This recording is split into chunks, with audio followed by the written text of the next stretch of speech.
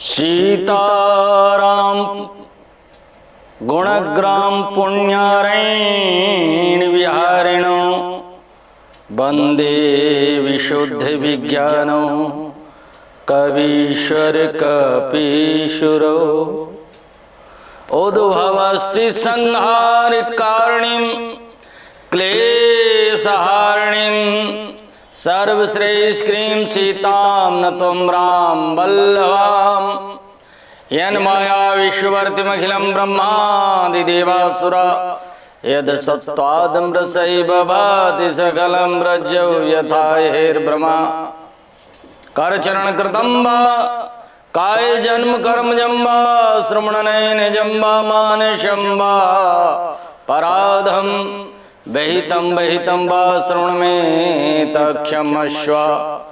जय जय करुणाब्दे श्री महादेव शंभो। कर्क राशि वाले जात को इतिहास और भविष्य के पन्नों की जो गुणा भाग आप अपने मन में लगाते हो वो छोड़ दो। आपके लिए विदेशागमन लेकर के आया है 2025। विमान के द्वारा, हवाई जहाज के द्वारा विदेश की यात्रा 2025 में आपकी क्या प्रयोग तो पूर्वार्ध भाग में हो सकता है, लेकिन मध्यम उत्तरार्ध भाग में आपकी यात्रा होगी। और क्या होगा कर्क राशि वाले, ससुराल पक्ष से, पत्नी पक्ष से कोई बड़ा अचल संपत्ति का गिफ्ट मिल सकता है, या आपको बहुत बड़ी आपके वेतन में वृद्धि हो सकती है। कर्क राशि वाले जात को, क्योंकि मंगल 21 तारीख को आपके द्वितीय भाव में जब पहुंचेंगे तो फर्राटेदार आपकी जो जीवन की योजनाएं हैं, जीवन के कार्य, उनमें गति आ जाएगी और जहां असफलताएं मिलती थी वहां सफलताएं प्राप्त होंगी। आपका ऐतिहासिक वर्ष रहेगा।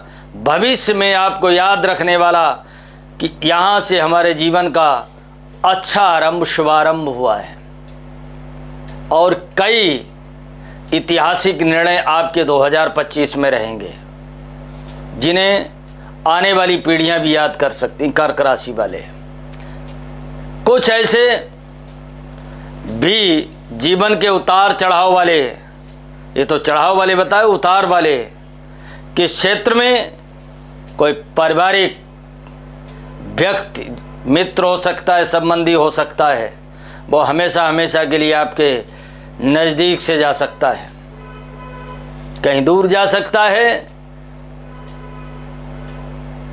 और मन मुटाव के कारण आपका शत्रु भी हो सकता है। कर्क राशि वाले भूमि भवन की संरचनाएं आप तैयार कर सकते, बिजनेस भी डाल सकते हो, यात्राएं लंबी होंगी, पत्नी पक्ष मजबूत होगा कर्क राशि वाले, और कुल मिलाकर के 2025 कर्क राशि वालों के लिए शुभाशुभ विषयों को प्रस्तुत करने जा रहा है। धन्यवाद।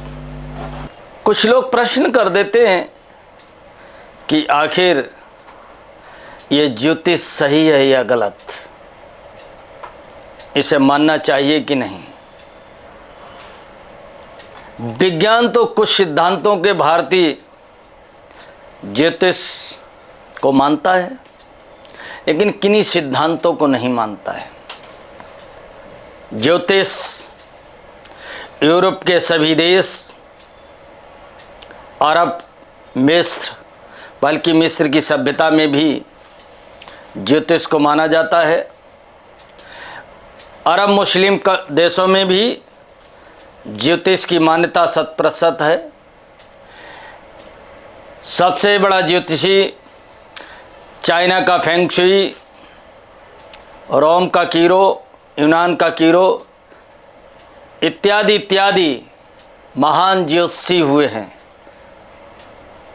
ज्योतिष धर्म से परे होता है। मैंने पहले भी कहा, ज्योतिष की परिभाषा में मजहब नहीं आता, जाति नहीं आती, ऊंच नीच नहीं आता, ज्योतिष समस्त मानव जाति के लिए बना है, ऐसा नहीं। और ज्योतिष में अमीरी और गरीबी भी नहीं।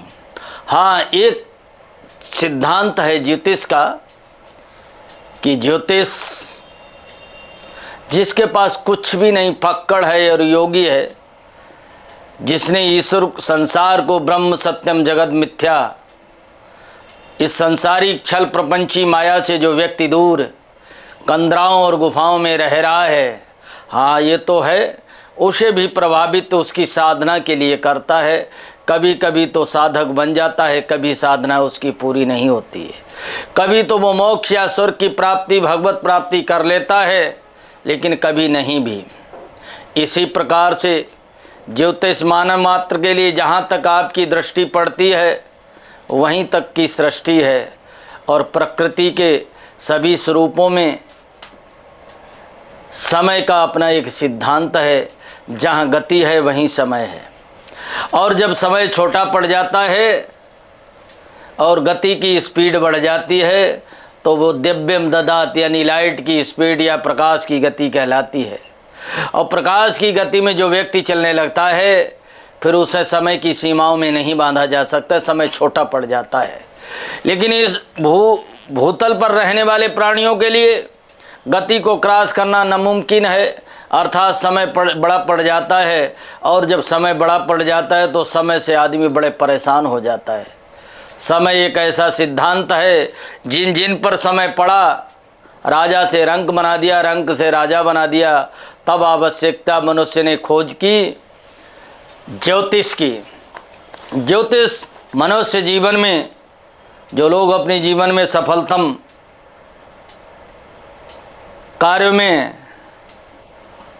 करने में सफल रहे हैं या महान बनने में सफल रहे, उसमें ज्योतिष का भी अपना सिद्धांत रहा। रावण से लेकर के, राम से लेकर के कृष्ण, गांधी और गौतम, ये सब लोग अपने जीवन में ज्योतिष के सिद्धांतों को पाते चले आ रहे हैं।